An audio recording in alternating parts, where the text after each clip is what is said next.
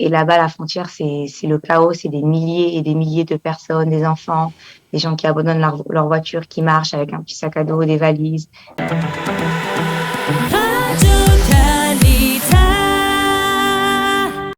Des dizaines de milliers de Juifs quittent l'Ukraine depuis le début de la guerre il y a 2 semaines. Parmi eux, le Rav Markovitch et son épouse qui y vivaient depuis 5 ans. Et je reçois ce matin la rabbinite Chéri Markovitch qui a réussi à quitter Kiev pour Nice où vivent ses parents. Bonjour. Bonjour. Vous vivez à Kiev depuis 5 ans. Racontez-nous qu'est-ce que vous faisiez à Kiev avec votre époux.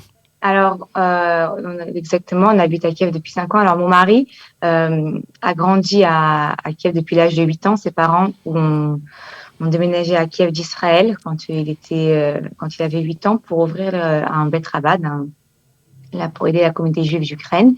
Et nous, on les a rejoints il y a 5 ans pour s'occuper de la jeune communauté, des étudiants et également de la communauté israélienne. Il y a beaucoup de juifs qui habitent en Ukraine. Vous allez nous raconter donc qu'est-ce qui s'est passé premier jour de la guerre, comment vous avez vécu ça? Et malheureusement, en Israël, vous connaissez un petit peu tout ça. Mais alors déjà, il y a eu des rumeurs de la guerre depuis un moment et on n'y a pas cru ou peut-être on n'a pas voulu y croire. Donc on s'est quand même préparé. On avait un doute. On s'est quand même préparé. On a préparé dans la synagogue. On a acheté 10 tonnes de nourriture, des matelas, de l'eau, de l'essence. On a dit au cas où il y a la guerre, on sera préparé. Et au pire, on gardera ça pour plus tard. Mais on est quand même resté à Kiev avec notre communauté. On n'a pas pensé que ça allait arriver où ça en est maintenant, c'est sûr. Et du coup, jeudi matin, il y a presque 2 semaines déjà, on s'est réveillé avec la sirène à 7 heures du matin. Et bon, j'imagine que je dois pas expliquer aux Israéliens ce que c'est le son de la sirène. Et surtout pour quelqu'un qui l'a jamais entendu, c'est terrifiant. Et on a 3 petits enfants de 5 ans, 3 ans et 6 mois. Et du coup, on a été pris vraiment par surprise. On n'était pas du tout prêts. On n'avait pas prévenu nos enfants aussi. Et on savait pas quoi faire. Personne nous a prévenus dans le pays. Ça parlait, personne ne croyait que ça allait arriver. Donc, ça parlait pas de préparation à la guerre. Du coup, j'ai vite mis mes enfants dans le placard et j'aurais dû rester là. Et je paniquais et j'ai dit, il faut qu'on fasse une valise. On savait pas encore où on allait, pourquoi, comment, mais j'ai dit, il faut au moins qu'on ramasse quelques affaires. Donc, on a pris une valise pour toute la famille. On a mis quelques affaires. On a pris nos documents, nos passeports. Et là, on était à la porte. On a dit, OK, on va où maintenant? Et avec mon mari, on a décidé d'aller à notre Bet Rabad, à notre synagogue, puisqu'on a dit, on ne sait pas s'il y aura l'électricité, si on aura de téléphone. Comme ça, au moins, on est ensemble. Donc, mes beaux-parents ainsi que beaucoup de gens de la communauté nous ont rejoints. Et en fait, pour les 3 prochains jours, on était tous ensemble au Bet Rabad, avec de la nourriture, des matelas. On était dans les Miklatim, on sortait, on avait des sirènes sans arrêt, des bombardements, des explosions, vraiment juste à côté de chez nous. C'était vraiment très proche, avec des avions au-dessus de nos têtes. On essayait un peu d'expliquer calmement aux enfants ce qu'il faut faire en cas de sirène, ce qui se passe. Mais déjà, comme on était en groupe, et on était beaucoup de la communauté ensemble, c'était un peu plus rassurant même pour les enfants parce qu'il y avait d'autres familles avec des enfants. On essayait de leur faire un semblant de normal, des activités, etc., pour pas leur faire sentir. Et du coup, c'était comme ça, jeudi, vendredi, Shabbat, des sirènes sans arrêt, avec des endroits touchés juste à côté de chez nous. Et du coup, samedi soir, on a eu une opportunité de sortir du pays et on a décidé que c'était le bon moment, il fallait, parce que ça devenait déjà très dangereux, un danger physique. Et ironiquement aussi, on aide beaucoup de gens de notre communauté à sortir d'Ukraine encore plus depuis que nous on est sortis, puisqu'on était coincés chacun dans notre miklat quand on était là-bas. Et depuis qu'on est sortis, on arrive à faire sortir des bus tous les jours, des bus entiers vers Kiev, vers la frontière. Donc on a décidé que c'était le moment de partir. On a pris avec nous des gens de notre communauté et on est parti samedi soir avec plusieurs voitures ensemble vers la frontière de la Roumanie. C'est des longs périples et beaucoup de miracles en chemin.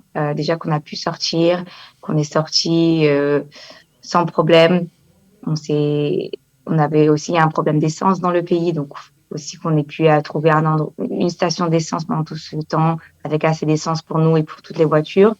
Et donc, après 12 heures de route, on est arrivé à la frontière de la Roumanie. Donc, on était avec nos 3 enfants dans la voiture. Et à la frontière de la Roumanie, on était coincés juste devant la frontière, on la voyait, pendant 10 heures. Et là-bas, la frontière, c'est le chaos, c'est des milliers et des milliers de personnes, des enfants, des gens qui abandonnent leur voiture, qui marchent avec un petit sac à dos, des valises, des campements, parce qu'il y a des gens qui sont là-bas depuis des jours et des jours, et même il y en a qui sont là-bas depuis une semaine. On a rencontré là-bas une famille israélienne qui était sur la route depuis mercredi matin. Et nous, on est sortis samedi soir et on est arrivé au même temps qu'eux à la frontière.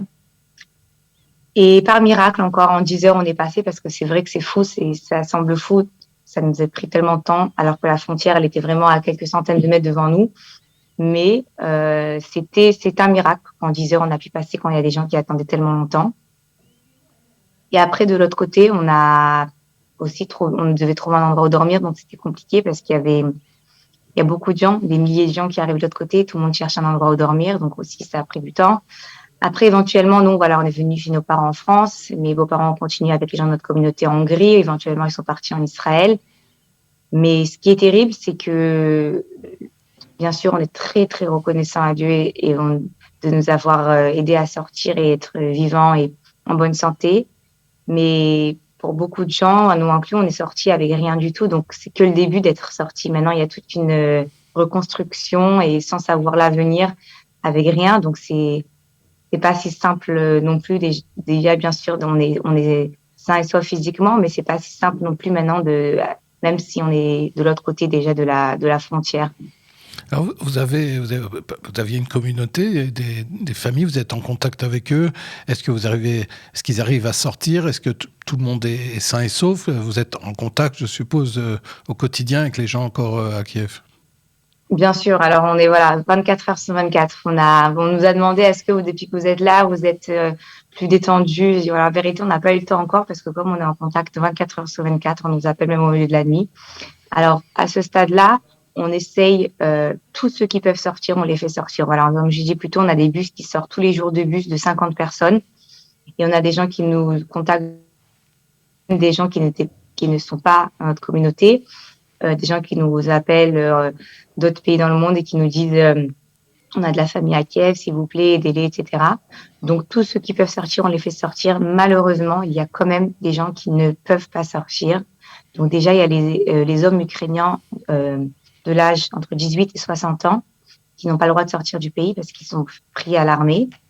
Donc, on a quand même des histoires miracles d'hommes ukrainiens de notre communauté qui ont réussi à passer la frontière, mais beaucoup sont restés.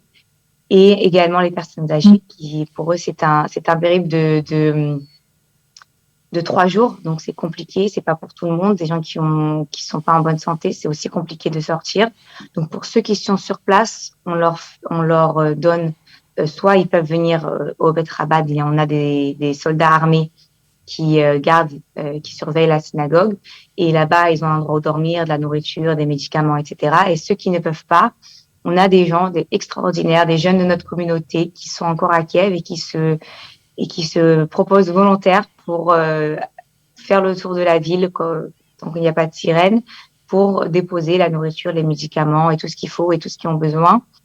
Et tout ce que chacun a besoin, on essaie vraiment de notre mieux. Et après, donc il y a vraiment trois catégories. Il y a déjà, on essaie de faire sortir le plus de monde possible avec les bus. Les gens qui sont sur place, on les aide avec la nourriture et tout ce qu'ils ont besoin sur place. Et les gens qui sont de l'autre côté, on les aide à se reconstruire. C'est des gens qui ont tout laissé derrière, qui ont rien, qui n'ont pas d'argent, qui n'ont pas d'affaires. Donc, de l'aider à se trouver, à se poser, à doucement trouver un endroit pour eux. Beaucoup ont fait leur alia et merci à vraiment l'État d'Israël qui a vraiment beaucoup aidé, qui continue à aider à beaucoup de réfugiés, mais pas tout le monde. Il y en a qui veulent juste se poser le temps et espèrent retourner très rapidement chez eux, à la maison. Alors, vous avez, comme on est on entend rarement, en tout cas, des gens qui parlent en français, qui peuvent raconter Kiev. Vous avez vécu donc 5 ans là-bas. Est-ce que vous pouvez nous dire quelques mots sur la vie juive à Kiev, surtout pour vous qui avez grandi en France, doit être très différent. Est-ce que c'était facile? Vous êtes parti en shlichut, donc pour le mouvement Chabad à Kiev. Quel genre de vie vous aviez avant la guerre? Alors, étonnamment, je sais que c'est étonnant, beaucoup de gens se pensent qu'en Ukraine, même moi, avant de partir, j'ai dit à mon mari, non, non, on va pas aller en Ukraine. C'est quoi ça, là-bas? Et en fait, déjà, Kiev, c'est une très, très grande ville. Moi, je savais même pas avant que j'aille là-bas, que Kiev, c'était même plus grand que Paris, que l'Ukraine, c'était un tellement grand pays. Et Kiev est une ville, bien sûr, l'Ukraine, c'est un pays sous-développé, mais Kiev elle-même, puisque c'est la capitale, c'est une très grande, très belle ville. Et on peut vraiment pratiquer le judaïsme librement. Je sais que l'Ukraine a toujours eu, dans l'histoire, l'Ukraine, c'était pas un pays qui était très accueillant pour les Juifs, au contraire, surtout pendant la Seconde Guerre mondiale. Mais nous n'avons jamais ressenti un problème. Mon mari sort dans la rue avec la kippa. On a 7 synagogues à Kiev. Il y a plus de 250 Beth Chabad dans l'Ukraine. On a même 3 restaurants cachers à Kiev. D'ailleurs, on a 2 autres qui devaient ouvrir le mois prochain. Mais on a vraiment une vie juive qui se développe et qui vraiment fleurit de jour en jour. Et c'est vraiment terrible d'imaginer qu'est-ce qui va, même bien sûr, on prie que la guerre s'arrête tout de suite, mais le après, qui va retourner et comment ça sera pour nous après là-bas aussi. Parce que bien sûr, nous, notre plan, c'est de retourner dès que possible, de retourner là-bas et de continuer notre shlichut là-bas. J'allais vous le demander, vous aussi, vous êtes parti avec 3 valises ou pas beaucoup plus? Une valise. Une valise pour 5 personnes. Et donc vous avez tout laissé derrière vous. Vous imaginez retourner y vivre ou juste espérer pouvoir récupérer vos affaires et puis voilà, dire au revoir à l'Ukraine et essayer de passer à autre chose, ou vous avez vraiment l'intention après la guerre de pouvoir revivre en Ukraine? Non, non, bien sûr, on a l'intention de retourner. Et au contraire, je pense qu'il y aura encore plus besoin de nous après, parce je pense qu'il y aura beaucoup de mouvements de juifs, c'est sûr. Et on voit déjà la quantité de personnes qui quittent le pays pour de bon. Mais il y aura encore beaucoup de juifs qui seront là-bas et qui auront besoin de nous, même encore plus qu'avant. Donc, c'est sûr que dans notre plan, mon mari, lui, pense que déjà pour une, il pourra retourner au moins lui, lire la Megillah, les gens qui sont restés là-bas. Mais, on ne sait pas quand et comment, mais c'est sûr que notre plan, ce serait de retourner, bien sûr, et de continuer ce qu'on a commencé. Vous êtes originaire d'une famille de shlichim depuis plusieurs générations, je crois. Vous êtes d'origine aussi ukrainienne, finalement. Oui. Est-ce que ces histoires de shlichut en Ukraine, à travers votre famille, c'est quelque chose avec laquelle vous avez grandi? J'ai grandi pas spécialement en Ukraine, mais j'ai grandi avec la shlichut dans l'âme, on va dire. Moi, j'ai grandi à Nice. Mes parents, ils sont ici depuis 45 ans. Mes grands-parents étaient en Tunisie, à Tunis, et mes grands-parents des deux côtés, donc les autres aux États-Unis. Donc c'est vraiment, j'ai grandi dans la shlichut, donc pour moi c'était aussi une évidence. Après, pas spécialement l'Ukraine, mais ça a fait beaucoup plaisir à ma grand-mère qui vient ma grand-mère de Russie et mon grand-père d'Ukraine, de qu'on puisse eux malheureusement, et justement j'ai parlé à ma grand-mère quand je suis venue ici, elle habite à Nice. Elle m'a dit, c'est terrible que 80 ans plus tard, ma petite fille, elle se sauve de la même manière que nous, on s'est sauvés.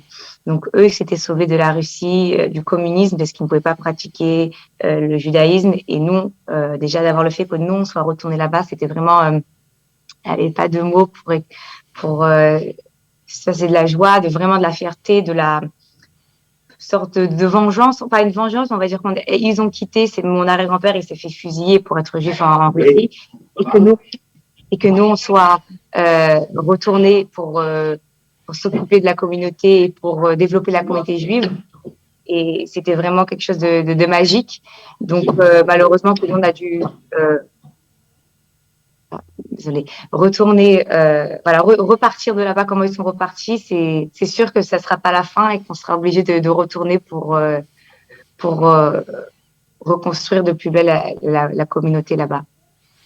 Merci beaucoup pour ce témoignage. Je rappelle que vous avez quitté donc il y a un peu moins de 2 semaines Kiev sous la guerre. Vous espérez y retourner. On vous souhaite que le meilleur. Chérie Markovic, merci. Merci beaucoup. Merci à vous.